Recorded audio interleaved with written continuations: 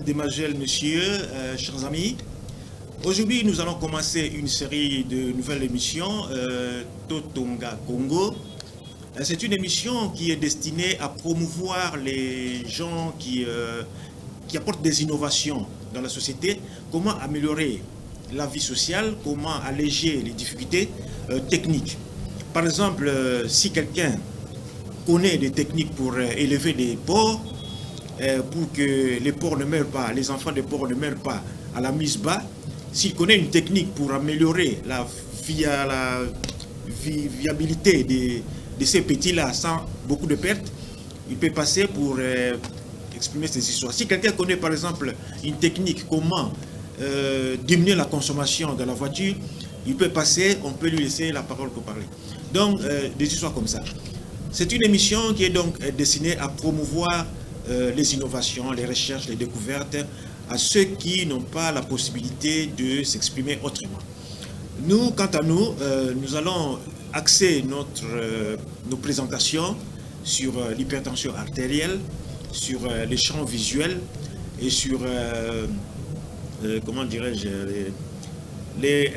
un programme qui analyse les tensions artérielles avec la prévision de l'œil et tout ça, des choses comme ça. Aujourd'hui, particulièrement, nous allons parler des effets de la tension artérielle, des interactions entre la tension artérielle et la tension de l'œil. La tension de l'œil, techniquement, nous l'appelons hypertonie de l'œil. Il y a donc deux tensions, principalement dans l'œil, qui concernent l'ophtalmologie. La tension artérielle que tout le monde connaît, avec la systolique, la diastolique et le pouls, ce qu'on appelle maxima, minima et pouls. Et il y a aussi la tension de l'œil qu'on appelle pression intraoculaire. Il faut normalement, dans les cas normaux, pour que l'œil fonctionne bien, pour que l'œil vive bien, il faut que la tension artérielle soit en mesure de faire passer le sang à l'intérieur de l'œil sans être obstrué par la pression élevée de la tension qui règne à l'intérieur de l'œil, la tension intraoculaire. C'est-à-dire, on parle dans ce cas-là de pression de perfusion oculaire, c'est-à-dire la composante entre la pression que le cœur exerce sur les parois artérielles de l'œil, la pression de circulation, le flux, et la résistance que exerce la pression intraoculaire sur la circulation de l'œil. Quand le sang ne passe pas bien, il y a ce qu'on appelle hypoxie, c'est-à-dire la diminution de l'irrigation de l'œil. Comme vous savez que le sang, le rôle du sang, c'est d'apporter l'oxygène dans les tissus et les nutriments. Alors, quand le sang ne circule pas bien, l'œil manque d'oxygène. On parle d'hypoxie quand c'est un manque léger et d'anoxie quand c'est un manque sévère. Oxy, là, ça vient de oxygène. Bon, c'est comme ça que nous, en ophtalmologie, nous calculons les risques de mauvaise fonctionnalité de l'œil ou la perte carrément de vision, les risques de cécité qui peut être dû à cette différence trop élevée entre la pression intraoculaire et la pression qui permet la circulation du sang, donc la pression artérielle. Nous parlons de pression de perfusion oculaire. Donc, comme j'ai dit là, quand la pression artérielle est trop insuffisante par rapport à la pression intraoculaire, le sang ne sait pas bien circuler et il y a hypoxie qui peut s'entraîner la dégénérescence du tissu rétinien. Tout le monde connaît la rétine, c'est le tissu dans le film photographique de l'œil. C'est-à-dire, quand vous regardez les images, la lumière renvoyée par les objets percute la rétine et déclenche ce qu'on appelle potentiel d'action. Ce potentiel d'action est envoyé dans les fibres nerveuses qui sont dans la rétine, et à partir de là, c'est envoyé dans le nerf optique qui les envoie jusque dans le cerveau, qui interprète le signal biochimique qu'on appelle potentiel d'action, qui vient de l'œil jusqu'au niveau de centres cérébraux qui sont chargés de la vision. À plusieurs centres, on ne peut pas en parler ici, c'est trop compliqué et puis c'est trop avancé. Nous donnons seulement l'essentiel. Donc, quand nous regardons, nous ne voyons pas en fait l'objet, mais nous voyons les conséquences des interactions électrico-physiologiques qui s'opèrent dans la rétine, qui sont transmises dans le cerveau. C'est comme ça que de temps en temps, il y a des confusions dans ce qu'on voit, vous demandez à deux personnes de vous expliquer, de vous raconter une scène comme ça, la même scène, mais chaque personne vous racontera la scène à sa façon. Parce que le cerveau ne voit pas directement les objets, mais les interactions biochimiques, physiologiques, électriques qui viennent de l'œil, qui sont envoyées dans le cerveau. Donc, et puis, il y a ce qu'on appelle, par exemple, la cécité d'inattention. Quand votre attention est concentrée sur quelque chose, alors tout ce qui est à côté là, qui n'est pas vraiment concerné dans le sujet d'intérêt, ces histoires, on ne le voit pas. On appelle ça la cécité d'inattention. C'est dû au fait que l'œil ne voit pas la scène, hein, le cerveau ne voit pas la scène, mais le cerveau voit, interprète les signaux qui viennent de la rétine et qui lui sont envoyés. Il interprète ces signaux-là en fonction des intérêts qu'il a. Or, au niveau de la rétine, il y a déjà un pré-traitement. Il y a des stimulations pour stimuler certains signaux. Il y a des phénomènes d'inhibition pour inhiber certains signaux. Et si les signaux inhibés sont dans une zone où il y a certaines images qui ne sont pas d'intérêt pour le cerveau ne les verra pas. Pourtant, ces objets-là existent et même au niveau de la rétine, il y a des interactions au niveau de la rétine. Bon, comme on a parlé, comme on a dit, aujourd'hui on va parler de la pression de perfusion oculaire. C'est-à-dire, quand la pression, comme je l'ai dit là déjà, la pression artérielle est insuffisante relativement par rapport à la pression qui existe dans l'œil, le sang ne circule plus bien et ça peut provoquer des dommages au niveau de la rétine. C'est ce qu'on trouve dans les glaucomes, les hypertonies. Quand la tension de l'œil augmente trop, alors ça bloque, ça comprime un peu les artères de la rétine, le sang ne circule plus bien et à la longue, il y a dégénérescence des tissus rétiniens, dégénérescence du nerf optique et on aboutit à des anomalies de dégénérescence de la vision comme telle. D'abord, il y a le rétrécissement du champ visuel, l'apparition des scotomes, l'élargissement de la tache aveugle, des choses comme ça. Et c'est un peu ça. Donc, on va voir un peu aujourd'hui les formules qui permettent de calculer ce risque. Bon, je vous lis là-bas. Pression de perfusion oculaire, et glaucome évolutif à pression normale. J'ai parlé de glaucome. Il faut savoir qu'il y a deux types de glaucome. Bon, il y a un seul type.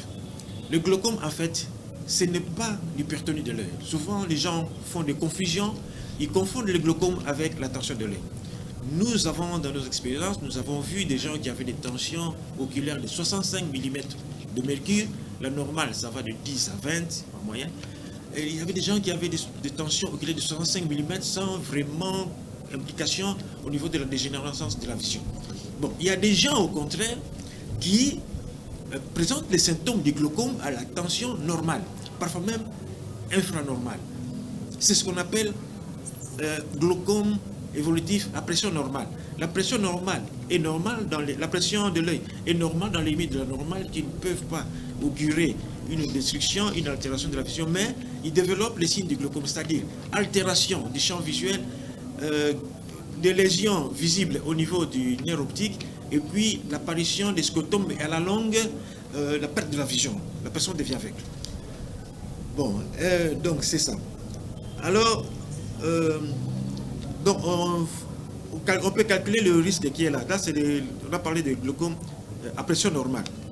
À part le glaucome à pression normale dont on vient de parler, qu'on rencontre souvent chez les pilotes, les gens qui font des voyages à haute altitude, les cosmonautes, les pilotes et tout ça, et souvent chez les Asiatiques aussi. À part ce type de glaucome-là, glaucome évolutif à pression normale, c'est-à-dire quand vous prenez votre tension de l'œil, vous trouvez que c'est normal, vous vous croyez à l'abri, que tout est normal, alors qu'il y a un glaucome à pression normale qui est en train de se développer. Il y a le deuxième type qui comporte plusieurs classes, le glaucome à pression élevée, disons, parlons d'hypertonie. À partir de plus de 20-22 mm de mercure pour la tension intraoculaire, on parle d'hypertonie. Alors, plus cette hypertonie-là traîne dans le temps, plus il y a des altérations qui rappellent le glaucome, c'est-à-dire dégénérescence du nerf optique, altération du champ visuel et à la longue le risque de la cécité. Mais, comme je l'ai dit, il y a des gens qui font des tensions oculaires très élevées, qui ne développent pas ça, et d'autres qui font des tensions peu élevées, mais qui quand même finissent par développer le glaucome. Donc c'est dans ce cadre-là surtout que on va parler de l'importance de la pression de prévision oculaire. Mais de toute façon, scientifiquement, cette pression de prévision oculaire PPO calcule plus le risque de développement d'un glaucome à pression normale. Donc, quand on a une tension de l'œil élevée, on a aussi bien le risque de glaucome à pression normale, compliqué du risque de l'hypertonie de l'œil, donc la tension de l'œil qui est trop augmentée. Donc, on va parler maintenant de glaucome à pression normale. On lit là-bas, la bonne irrigation de l'œil dépend des gradients de pression entre les tensions artérielles dans l'œil et la tension intraoculaire appelée pression de perfusion. Diapo. Pression de perfusion oculaire. La pression de perfusion oculaire peut se calculer avec toute mesure de la tension artérielle, mais ici, nous ne considérons que les deux extrêmes des chiffres de la tension artérielle d'une série de prélèvements. Donc, la systole la plus basse, la diastole la plus basse, et la systole la plus élevée, et la diastole la plus élevée. Diapo. Population arbitraire selon les glaucomes évolutifs à pression normale. A. Dans une population aléatoire, on cherche d'abord la pression de perfusion oculaire la plus faible qui donne 100% des glaucomes évolutifs à pression normale. Donc, on peut chercher la pression de perfusion oculaire la plus faible qui donne les 100% de signes d'un glaucome évolutif. Parce qu'il y a des tensions, des pressions de perfusion oculaire qui peuvent être entre les deux extrêmes, la plus basse et la plus élevée. Alors, entre les deux là, la plus faible, ça vous donne 100% de glaucome manifeste. Et la plus élevée vous donne 0% de glaucome de pression normale, 0 personnes à risque. Mais entre les deux, on peut avoir toutes les proportions. On peut avoir 2% des personnes qui ont développé le glaucome à pression normale, on peut avoir 10%, plus la pression de perfusion oculaire augmente, plus le risque diminue. B, la pression de perfusion oculaire la plus élevée où il n'y a plus aucun glaucome à pression évolutive, et ici, les valeurs intermédiaires, comme on l'a dit. Même méthode avec des populations ciblées, mais maintenant à la glaucome pression normale. Bon, 3 façons de déterminer les bornes de la pression de perfusion oculaire. Population sélectionnée sans glaucome de perfusion normale. Même méthode que ci-dessus, mais avec des populations ciblées sans glaucome évolutif à pression normale. Donc, comme je l'ai dit là, on peut prendre, pour faire ces études-là, on peut prendre les gens, le groupe de gens avec une pression de perfusion oculaire déterminée. On voit qui n'ont pas développé le glaucome à pression évolutive normale. Alors, ça c'est pour avoir la limite maximale qui ne donne pas de pression, qui ne donne pas de développement de glaucome évolutif. Comme on peut voir dans la population qui développent les 100% de glaucome évolutif à pression normale à une tension, à une pression de perfusion oculaire donnée. Donc c'est pour avoir les deux bornes là, les deux limites, là où il n'y a aucun risque et là où le risque est à 100%.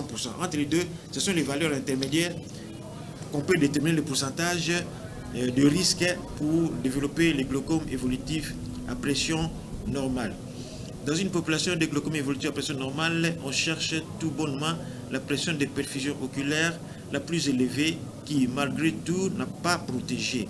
Et aussi, par curiosité, la plus basse pression de perfusion oculaire qui donne les 100% de glaucome évolutif à pression normale ou qui n'a pas donné de glaucome évolutif à pression normale.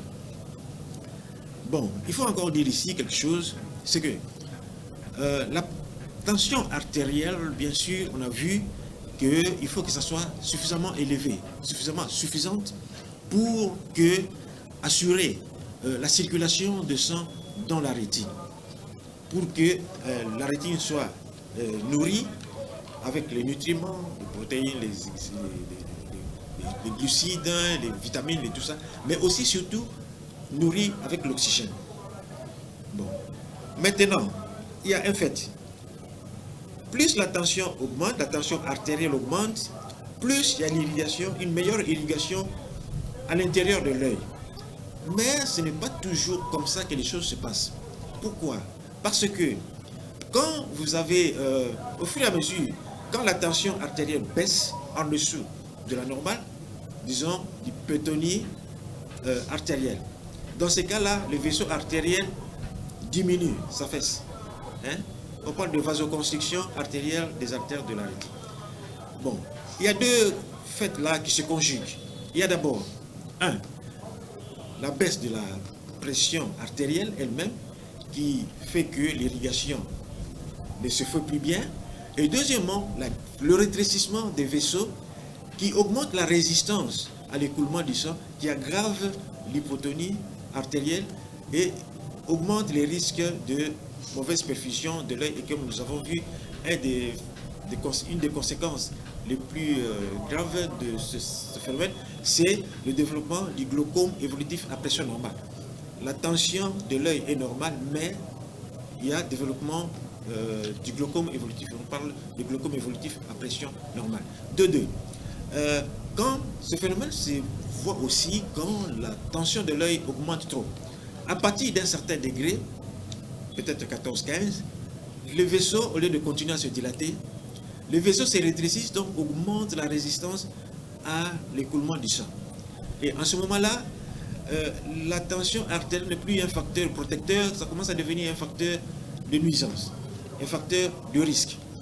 Et à part ce risque-là, ça peut provoquer l'hypertension artérielle, peut provoquer des hémorragies, comme on a vu déjà, les vasoconstrictions qui augmentent la résistance à la circulation du sang, et des exsudats, des histoires comme ça, et qui sont tous des facteurs qui peuvent, par exemple les hémorragies et les exsudats, les hémorragies peuvent survenir au niveau de la rétine, mais ça peut aussi survenir dans les vitrées. Et ça va former une masse opaque qui va faire que les images que l'on regarde ne traversent plus, n'arrivent plus au niveau de la rétine, ça devient un obstacle à la vision. Et les hémorragies qui sont au niveau de la rétine, la même chose, si ça se place au devant de la rétine, ça empêche les images que la personne regarde d'atteindre la rétine, donc d'arriver jusqu'au cerveau. Mais il n'y a pas que ça, il y a aussi, quand la tension de l'œil est trop, la tension artérielle est trop élevée, il y a des exsudations, c'est-à-dire que des liquides avec des protéines, de tout ça, des transudats, qui peuvent, des exsudats, des transudats, qui peuvent quitter l'intérieur des artères et se déverser dans les tissus rétiniens. Alors, ce qui fait que ça va décoller les structures, donc interrompre les connexions, c'est-à-dire quand les cellules qui captent l'image et qui doivent transmettre aux cellules qui amènent l'image au cerveau, il y a maintenant les liquides qui s'interposent là, les éléments là sont distancés et là aussi c'est un facteur qui n'est pas en faveur, qui peut faire que on peut perdre la vision. Bon, on parlait de quoi encore? Oui. Bon, on continue.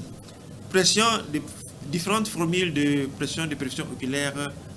La première formule, donc pression artérielle moins pression intraoculaire. PA, c'est pression artérielle, donc la tension artérielle, et la pression intraoculaire. La différence de ça, ça donne déjà une idée simple de la pression de perfusion oculaire, c'est-à-dire la capacité de la circulation du sang à irriguer suffisamment bien la rétine et l'œil et le nerf optique. Donc là, on a parlé de la systolique et de la diastolique.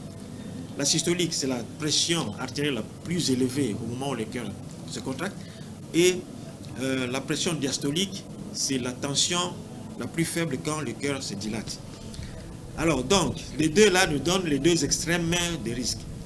La pression systolique, ça pousse le sang plus fort dans les vaisseaux. La pression diastolique, ça pousse moins fort. Alors, la pression de perfusion oculaire, du point de vue de la systolique, il suffit de prendre la systolique, vous soustrayez avec la pression intraoculaire. Cette différence-là doit être supérieure à 101 mm de mercure. Si la pression intraoculaire, la pression de perfusion oculaire, enfin, si la pression de perfusion oculaire est supérieure à 101, là, on est à l'abri. Si la pression de perfusion à ce moment-là est inférieure à la pression à 101, là, on commence à avoir le risque de développer le glaucome évolutif à pression normale. Ça, c'est quand on considère avec la systolique. Mais on peut calculer ce risque à partir de la pression diastolique, c'est-à-dire le chiffre le plus bas qu'on trouve dans un battement cardiaque à un moment donné. Donc, cette formule, c'est la pression diastolique moins la pression oculaire 3.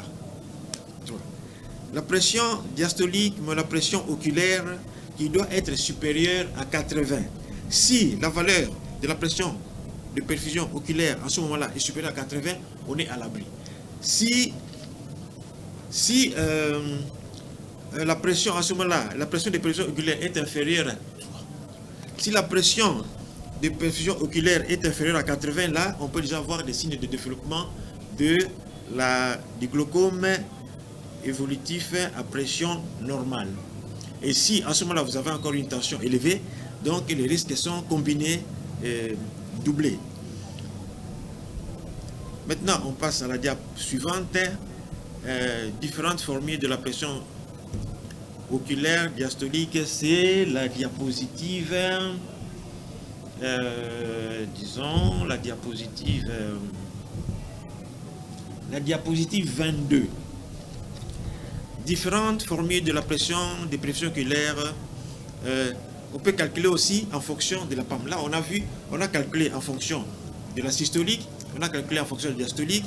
Avec la systolique, nous avons le risque le plus bas. Avec la diastolique, nous avons le risque le plus élevé. Maintenant, donc 4, diapositive 22. Différentes formules de la pression de pression oculaire diastolique et PAM, millimètres de mercure. Valeur normale. Avec la diastolique supérieure à 55 mm de mercure. Donc là, on compare la pression artérielle avec la diastolique. Il faut que la diastolique soit supérieure à 55 mm de mercure. Quand votre diastolique, c'est-à-dire le petit chiffre qu'on appelle minima, est inférieur à 55, du point de vue physiologique, du point de vue médecine interne, disons, c'est normal pour la santé générale. Mais pour l'œil, quand la pression artérielle diastolique est inférieure à 55, il y a un risque de développer les glaucomes évolutifs à pression normale. Il faut que la diastolique soit supérieure à 55 et de préférence même supérieure à 60 pour garantir une intégrité de la rétine. Une diastolique inférieure à 55, ça expose à un risque de glaucome évolutif à pression normale. Comme je vous l'ai dit, il y a deux sortes. Glaucome évolutif à pression normale, la tension de l'œil est normale, mais il y a un développement des glaucomes qu'on trouve souvent chez les pilotes, chez les asiatiques et chez les astronautes. Il y a aussi le glaucome à pression élevée, c'est-à-dire que c'est la tension de l'œil qui est élevée qui provoque les glaucomes. Donc, quand les deux là sont associés, si la diastolique est inférieure à 55, vous avez déjà le risque de glaucome évolutif à pression normale, et vous avez aussi votre risque de glaucome qui est dû à la tension de l'œil élevée, parce que ça comprime les artères et ça empêche que le sang circule et les cellules de la rétine se débrouillent moins bien et ça court le risque de dégénérer, ce qu'on appelle nécrose. Donc, maintenant, comme je l'ai dit là, la diastolique doit être supérieure à 55 mm de mercure et principalement, donc, préférentiellement supérieure à 60 mm de mercure. Deuxièmement, par rapport à la PAM, ce qu'on appelle pression artérielle moyenne, c'est-à-dire systolique, ou diastolique divisé par 3, plus la diastolique. Donc, ça c'est la PAM. Maintenant, il faut qu'on peut calculer la pression de perfusion oculaire, c'est-à-dire la capacité du cœur à faire traverser le sang dans la rétine, la pression de perfusion oculaire. On peut calculer ça par rapport à la PAM. C'est-à-dire, on prend le 2/3 de la PAM, on soustrait la pression intraoculaire. Diapositive numéro 4. 2/3, on soustrait à la pression intraoculaire. Cette valeur-là doit être supérieure à 50 mm de mercure. La même diapositive numéro 4. Donc, pression de perfusion oculaire par rapport à la PAM, pression artérielle moyenne. Donc, c'est le 2/3 de la pression artérielle moyenne. Cette valeur-là, on soustrait avec la pression intraoculaire pour donner la pression de perfusion oculaire par rapport à la PAM. Cette valeur-là doit être supérieure à 50 mm de mercure. Si cette valeur-là est inférieure à 50 mm de mercure, il y a un fort risque qu'on développe le glaucome évolutif à pression normale. Je rappelle encore ce que c'est que le glaucome à pression normale, c'est-à-dire la tension oculaire est normale, mais on développe les signes de glaucome, c'est-à-dire altération du champ visuel. Le champ visuel se rétrécit. Vous voyez, quand je regarde devant, je regarde tout droit devant, je regarde la caméra, mais quand je fais mes mains comme ça, tout en regardant la caméra, je vois mes mains. Tout cet espace-là qu'on peut voir en un instant, au même moment, c'est ça qu'on appelle le champ visuel. Alors, quand il y a le glaucome, qu'est-ce qui se passe? À force que le nerf optique est en train de souffrir, les cellules du nerf optique, les cellules nerveuses du nerf optique dégénèrent, donc ça meurt. Alors, à ce moment-là, qu'est-ce qui se passe? Le champ visuel, c'est-à-dire ce que vous voyez là comme ça, moi je vois jusque là, je regarde la caméra, mais je vois mes mains qui bougent tout en regardant la caméra. Alors, quand le glaucome se développe, ce champ-là va continuer à rester. C'est-à-dire, plus j'avance, c'est-à-dire tout ce qui est derrière mes mains, on ne le voit plus. Alors, les champs visibles, ça se rétrécit au fur et à mesure jusqu'à un moment, on atteindra ce qu'on appelle champ visuel tunnelaire. C'est-à-dire que on voit le monde comme si on le voyait à travers un tuyau. Alors là, c'est presque le stade final de l'évolution du glaucome. Et si ça continue, ce champ visuel tunnelaire-là va même disparaître et on aboutit à la cécité. Bien sûr qu'aujourd'hui, il y a des méthodes pour essayer d'apporter une solution à ça, mais il faut éviter d'arriver à ça. Donc, je reviens. La pression de perfusion oculaire par rapport à la PAM, ça se calcule comme ceci. 2/3 de la pression artérielle moyenne moins la pression oculaire qui doit être supérieure à 50 mm de mercure.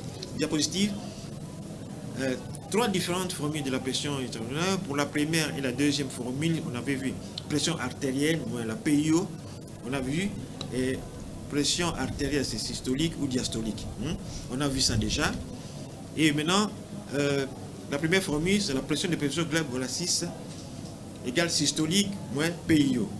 Ça doit être supérieur à 101. On a vu ça. Deuxième formule, diastolique moins PIO, qui doit être supérieur à 80 mm de mercure. Dia numéro 7. Dia numéro 7. Donc, pression de perfusion oculaire. Numéro 7.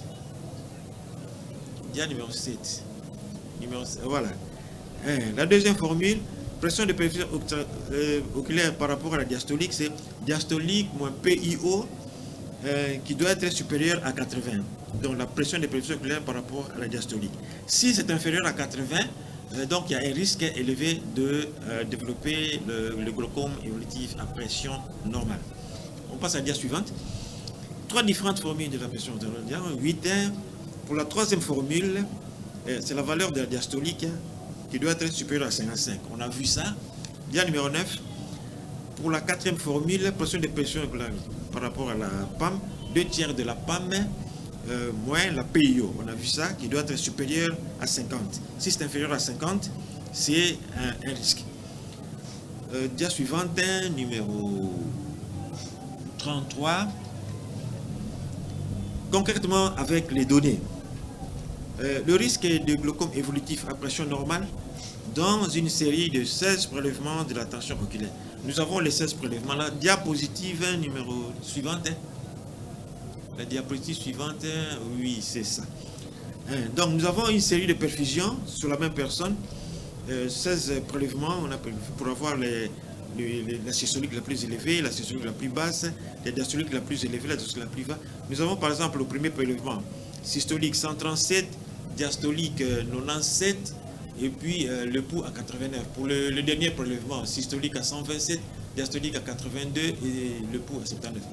Donc là maintenant, entre les deux, nous avons les autres mesures de la tension artérielle qu'on a prélevées chez ce patient-là. Maintenant, on va comparer ça à la pression oculaire. La pression oculaire que nous avons trouvée à l'œil droit, c'était 12,2 et à l'œil gauche, c'était 14,6. Diapositive suivante. Donc, première et deuxième formule de la pression. Donc, pression intraoculaire, pression artérielle directement, mais la pression intraoculaire, sans fioriture. Pour ce malade-là, par exemple, nous avons trouvé la pression systolique. Nous avons vu que la pression de prévision oculaire par rapport à la systolique, ça devait être supérieur à 101. Et par rapport à la diastolique, ça devait être supérieur à 80. En dessous de ces chiffres-là, c'est anormal, il y a le risque de développer le glaucome. Voilà ici maintenant ce que l'ordinateur a calculé pour ce malade-là. Diapositive suivante. Dia suivante, numéro 36. Donc, première et deuxième formule de la pression oculaire, pression artérielle PIO, et risque de glaucome évolutif à pression normale, malgré la pression intraoculaire qui est inférieure à 20 mm. Donc, la pression intraoculaire est tout à fait normale, inférieure à 20 mm. Mais, ce malade a un fort risque de développer le glaucome évolutif à pression normale parce que la différence entre la pression artérielle et la pression qui existe dans son œil, cette différence ne permet pas une bonne irrigation de l'œil. Donc, il présente un risque de ce qu'on appelle glaucome évolutif à pression normale. Comme ici, nous voyons à la première ligne avec la systolique maximale qu'on a trouvée là-bas, le maximum de systole qu'on a trouvé là-bas, c'était 145 mm de mercure. Bon, nous avons vu que la tension oculaire à l'œil droit était de 12,2 mm de mercure. La PPO de l'œil droit pour cette tension artérielle-là et la tension intraoculaire est de 132,8, c'est-à-dire supérieur à 101. Donc, là, il n'y a pas de risque pour l'œil droit par rapport à la systole. Pour l'œil gauche par rapport à la systole, la tension était de 14,6 avec une tension artérielle. Nous avons trouvé une PPO de 130, normale. Mais maintenant, par rapport avec la systole minimale, donc, la systolique la plus basse qu'on a trouvée chez ce malade-là, parmi les 16 prélèvements, la systolique la plus basse, c'était 78 mm de mercure. Alors, avec une tension oculaire de 12,2, nous trouvons une pression de perfusion oculaire de 65,8, qui est inférieure à 101. Donc, là, le malade là a un risque de développer le glaucome évolutif à pression normale et peut-être déjà qu'il le développe déjà. Peut-être qu'il a déjà cette maladie. Pour l'œil gauche, la même chose, malgré la tension intraoculaire est un peu plus élevée, 14,6, mais quand on soustrait à la tension systolique la plus faible qu'on a trouvé chez ce malade-là, on trouve une pression de perfusion oculaire de 63,4, ce qui est inférieur à 101. Donc, le malade là, soit il a un risque, soit qu'il développe déjà la pression de glaucome évolutif à pression normale. Donc là, dans ce cas-là, il faut faire des examens complémentaires pour confirmer que le malade développe déjà le glaucome évolutif à pression normale, c'est-à-dire faire le champ visuel, faire le fond d'œil pour voir l'état de la papille du nerf optique. Donc, pour là, ce qu'on a fait là, c'était sur la systolique. Donc, les deux premières rubriques là, c'était sur la systolique. Maintenant, on veut voir le risque par rapport aux chiffres de la diastolique. C'est-à-dire les chiffres les plus bas quand on prend la tension artérielle, ce qu'on appelle minima. Donc, nous avons vu parmi les 16 là, il y a quand même une diastolique qui était la plus élevée et une diastolique qui était la moins élevée. Donc, maintenant, on va voir le risque de développer le glaucome à pression évolutive normale, à pression normale, en comparaison en rapport avec la diastolique. Donc, nous prenons la tension, la systolique maximale était à 108, à 103 mm de mercure. Avec la tension de l'œil qui était à 12,2, nous avons fait la soustraction, nous avons vu que la pression de perfusion oculaire était 90,8, ce qui est supérieur à 80 mm de mercure. Donc là, il n'y a pas de risque. Quant à sa tension intraoculaire et la diastolique qui est la plus élevée.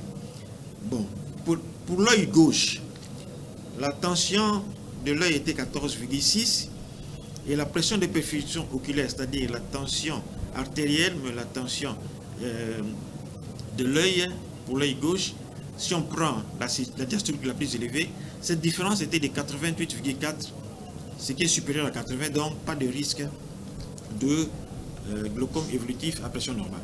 Mais quand on prend la systolique la plus faible qu'on a trouvée parmi les 16 prélèvements, la tension oculaire la plus faible était de 60. Là, c'est la diastolique la plus faible, la plus petite des diastoliques parmi les 16 prélèvements, était de 63 mm de mercure. Avec la tension oculaire de 12,2 à l'œil droit, la pression de perfusion oculaire est de 50,8, ce qui est supérieur à 80. Donc,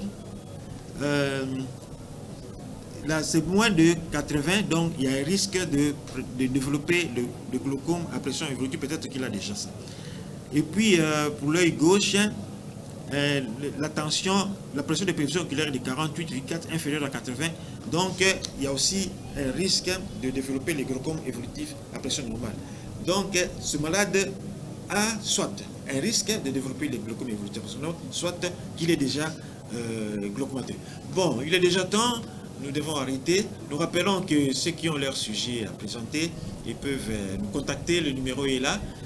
Comme ça, on pourra les programmer pour venir parler de leurs innovations, de leurs prouesses, ce qu'ils veulent que les gens sachent pour qu'ils améliorent leurs conditions de travail, les conditions technologiques, techniques, et ainsi améliorer le niveau de vie de la population.